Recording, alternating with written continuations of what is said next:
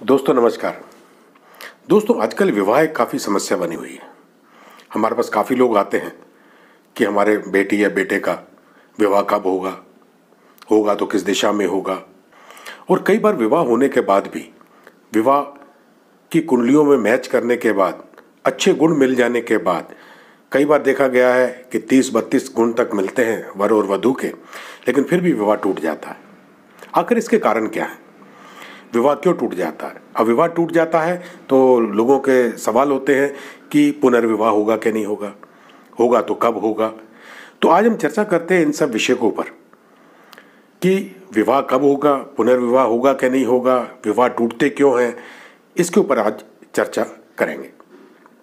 इस बारे में कृष्णमूर्ति जी ने बहुत अच्छा व्याख्यान दिया है। उन्होंने नक्षत्रों के आधार पर बताया है कि विवाह कब होगा, कैसे होगा और उसको कैसे जाने।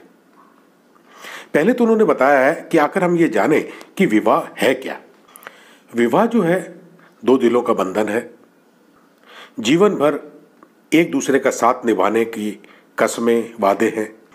जिसे हम चाहते हैं उसके ऊपर हम अपना जीवन न्योछावर कर देना चाहते हैं। विवाह एक दूसरे के प्रति वफादार रहने का एक कानूनी बंधन है जो धर्म और रीति रिवाज के अनुसार से पूर्ण किया जाता है। ये एक विवाह है। विवाह के बाद हमारे जीवन में एक ऐसा व्यक्ति आ जाता है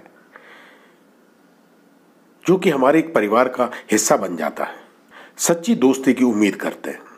जैसा कि कृष्णमूर्ति जी ने बताया है कि विवाह के लिए जो मुख्य भाव है वह सप्तम भाव होता है, लेकिन सप्तम भाव से पूर्ण विवरण नहीं बताया जा सकता क्योंकि इसके लिए कुछ सहायक भाव भी होते हैं। उन भावों को भी जोड़ना बहुत आवश्यक होता है। जैसे कि सप्तम भाव विवाह का कारक है, इसी प्रकार दूसरा भाव जो कुटुंब का है, क्योंकि विवाह के बाद एक कुटुंब बनता है, एक परिवार बनता है, तो दूसरे भाव को भी सहायक के रूप में माना गया है।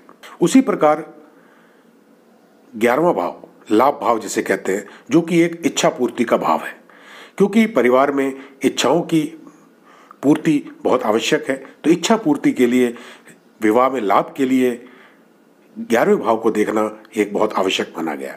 इस प्रकार कृष्णमूर्ति ने 7वां भाव, दूसरा भाव और 11वां भाव, ये तीन भावों के बारे में वर्णन किया है कि इन तीन भावों को अवश्य रूप से देखना चाहिए। अब वो कैसे देखें, इसके बारे में कृष्णमूर्ति जी बताते हैं कि सप्तम भाव का उपनक्षत्र स्वामी यदि सहायक भावों का भी कार्येश होगा तो विवाह आवश्यक होगा। जिस तरह से भी बताया कि सहायक भाव जो है दूसरा और 11वां है, तो सप्तम, दूसरे और 11वें भाव के जो उपनक्षत्र स्वामी कार्येश होते हैं तब विवाह अवश्य होता है। अब आता है कि विवाह कब होगा। जब सप्तम भाव का उपनक्षत्र स्वामी विवाह को निर्देशित करे, विवाह से संबंधित महादशा, अंतर्दशा या प्रत्यंत दशा आने पर ही विवाह संभव होता है। दूसरी बात देखने की यह होती है कि कहीं विवाह असफल तो नहीं होगा।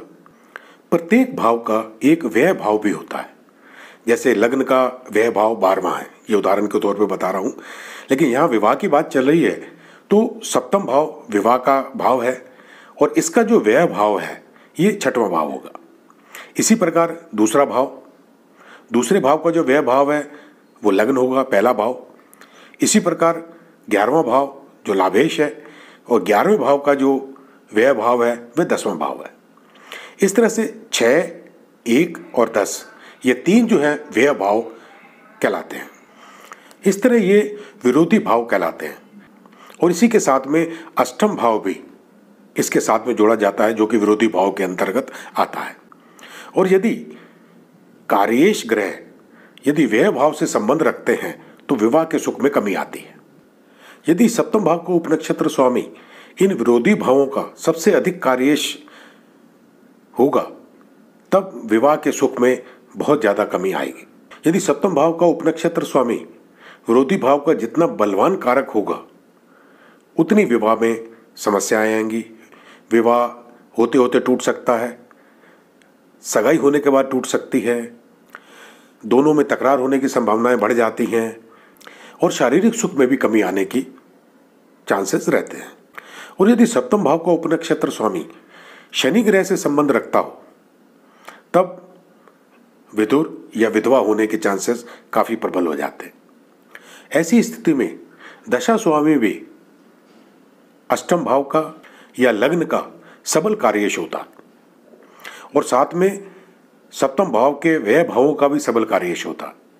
जब तलाक की स्थिति आ जाती है तब यह सवाल उठता है कि तलाक कोर्ट में होगा या पंचायत में होगा या आपस में म्यूचुअल तलाक हो जाएगा। जब सप्तम भाव का उपनक्षत्र स्वामी बुध या गुरु से संबंधित हो और तृतीय भाव का कार्येश हो तब कानूनी तलाक होता।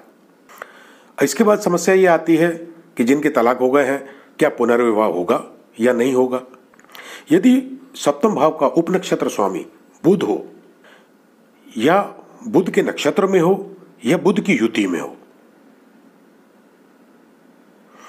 और यदि बुध की दृष्टि में भी हो, बस यही है कि बुध का संबंध सप्तम भाव के उपनक्षत्र स्वामी से कहीं ना कहीं से होना चाहिए। और यदि सप्तम भाव का उपनक्षत्र स्वामी किसी द्विस्वभाव राशि जैसे कन्या, मिथुन, धनु, मीन इनमें भी हो तब भी पुनर्विवाह के योग बनते हैं।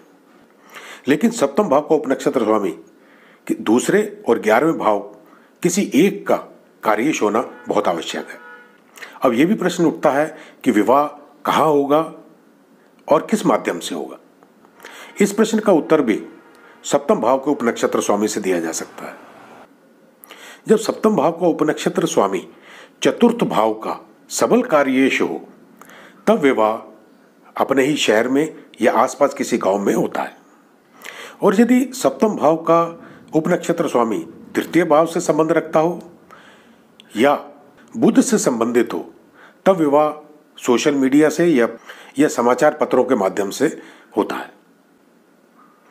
और यदि सप्तम भाव का उपनक्षत्र स्वामी नवम भाव से संबंधित हो, सूर्य से संबंधित हो तब विवाह जो है पिता के द्वारा या अपने परिचितों के द्वारा ही तय किया जाता है। तो इस तरह से दोस्तों आज हमने चर्चा की कि विवाह कब होगा, कैसे होगा, पुनर्विवाह कैसे होगा। तो अगले एपिसोड में फिर चर्चा करेंगे। तो तब तक के लिए इजाज़त दीजिए। और हाँ, जिन लोगों ने मेरा अभी तक चैनल सब्सक्राइब नहीं किया है कृपया करके उसे सब्सक्राइब करें, बेल बटन दबाएं, लाइक करें। तब तक के लिए धन्यवाद। नमस्कार।